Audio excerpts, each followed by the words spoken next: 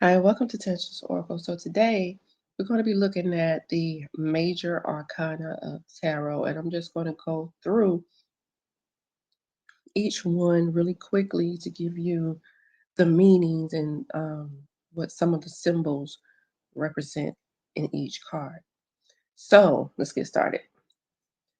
So the first card is Zero, which is the Fool card. And so the Fool card is all about new beginnings and taking a leap of faith. It's the start of a journey. So basically, you're stepping into the unknown with nothing but trust. And so now let's look at the symbology in this card. So we have the cliff, which reminds us that we are on the edge of change. And then you see the white dog, and that represents our instincts. Okay.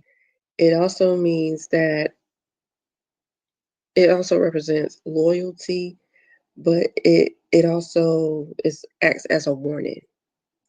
And then we have the knapsack that shows we carry the tools we need even if we don't realize it. And then that white rose stands for pure intentions. And then you have the sun, and that's the divine energy lighting the way. So next we have number one, which would be the magician. And so the magician is a master manifester. He has everything he needs to make things happen. And this is about turning potential into reality. So the symbology in here is the infinity symbol shows unlimited possibilities, and one hand up and one hand down, as above, so below. And then the tools on the table, they're all the suits. So the mind, emotion, action, and resources. So the swords, cups, wands, and pentacles. So the robes mix purity with power, and the blooming flowers say growth is already happening. So now we have the High Priestess, which is number two. And this card is all about intuition, sacred knowledge, and trusting what you feel over what you see. And so the symbology here is the scroll in her lap represents hidden wisdom. The black and white pillars show duality, the light and the dark, the seen and the unseen. And the moon at her feet connects her to the subconscious. Her crown links her to the higher realms. And then the veil, that's the boundary between this world and the mystery behind it. So now we go into number three, which is the Empress. So the Empress is fertile energy. She creates, she nurtures, and loves deeply. This is all about abundance in the physical and emotional sense. And so the stars on her crown connect her to the rhythms of nature. The wheat field, that represents harvest and prosperity. And then that heart-shaped shield with the Venus symbol, that shows love, beauty, and creativity. And her flowing gown, that speaks to comfort and softness. And the forest and the river reminds us that she's in tune with life and its cycles. So now, number four, the emperor. So the emperor brings structure, authority, and grounded leadership.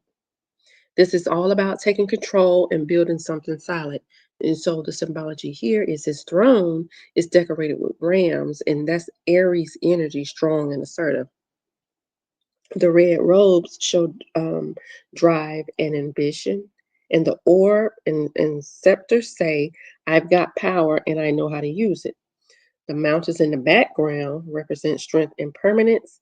And his long beard, that's wisdom earned over time. So now we're going to number five, which is a Hierophant. And this card is about tradition, spiritual guidance, learning through higher source. Sometimes it's religion. Other times it's the teacher that shows up when you're ready. So the crown and the robes show sacred authority. And then the keys that are at his feet, they symbolize unlocking spiritual truth. And the two followers remind us learning often happens in a group. And his hand gesture says, as above, so below, connecting the heaven and the earth. And then the pillars, again, represent balance and support. So now we have the lovers. Okay, so that's number 6. So this can be about romantic love, but deeper than that, it's about alignment, choice, and harmony between values.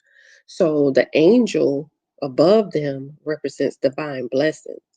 And then the man and the woman, that's duality, the masculine and the feminine, the conscious and the subconscious. And then the tree, um, that's behind that lady, that connects her to intuition, while the flames behind the man shows passion. The mountain in the distance, that's a path towards unity and higher understanding. And the sun, it lights up what is true. So now let's go into the chariot, which is number 7. And so the chariot is all about movement, drive, and willpower. Um, this is the where you harness energy and take control. So the black and white sphinxes, they show balance, light and shadow, and pulling in different directions because oftentimes they're not facing forward, they're kind of slightly turned out. And so the armor protects, but it's also confidence. It's also representative of confidence. And the city behind him, that's the past. He's moving forward. And then the stars that's on the canopy connect him to a higher source. And then the wand, that's he's steering through focus, not force. So now we have the strength card, number 8.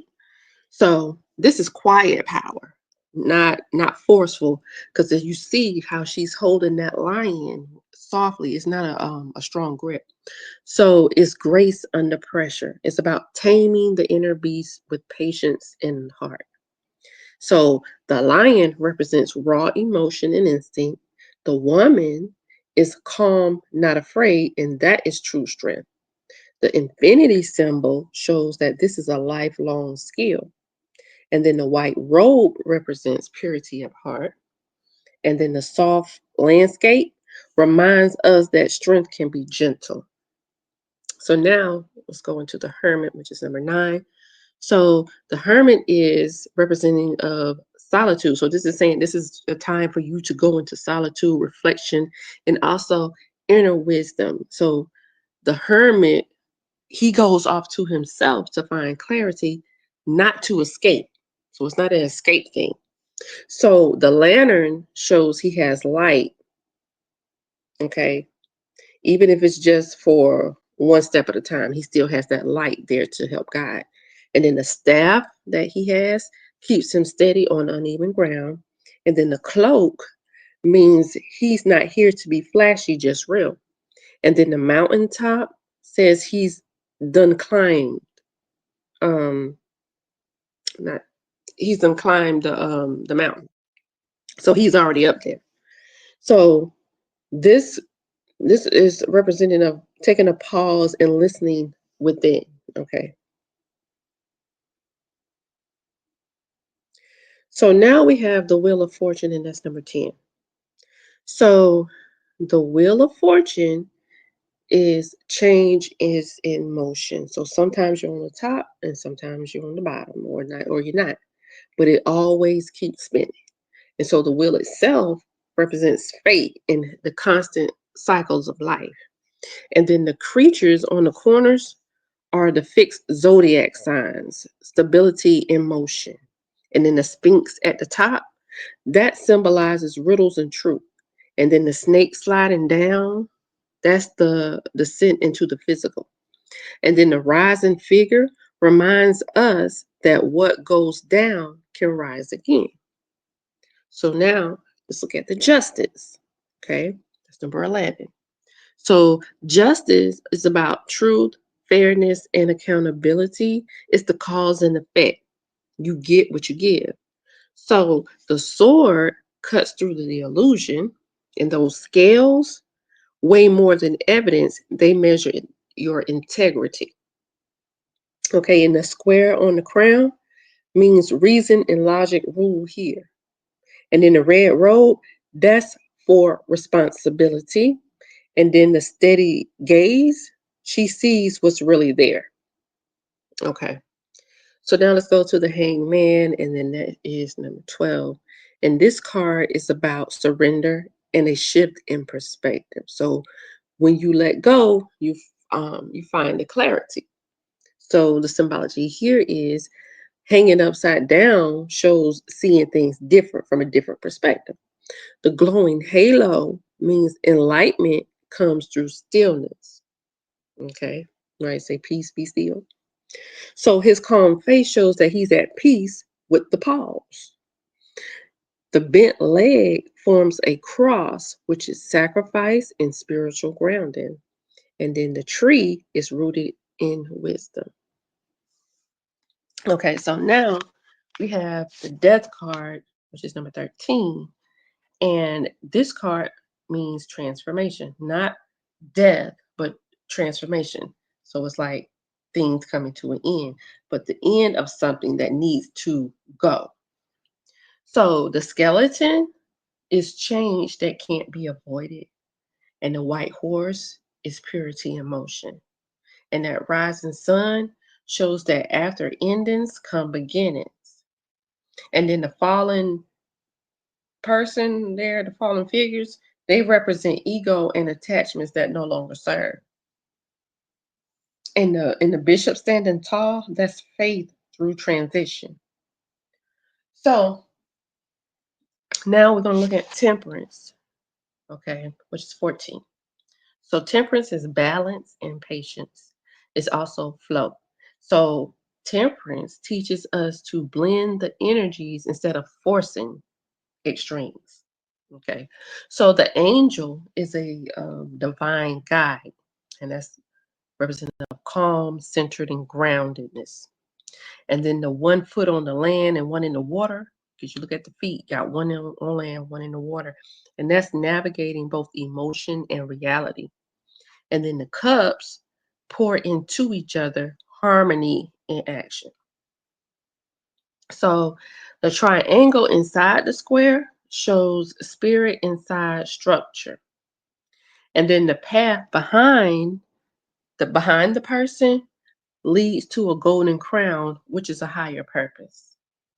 Okay, so now we have the devil, and the devil represents temptations, addictions, or unhealthy attachments.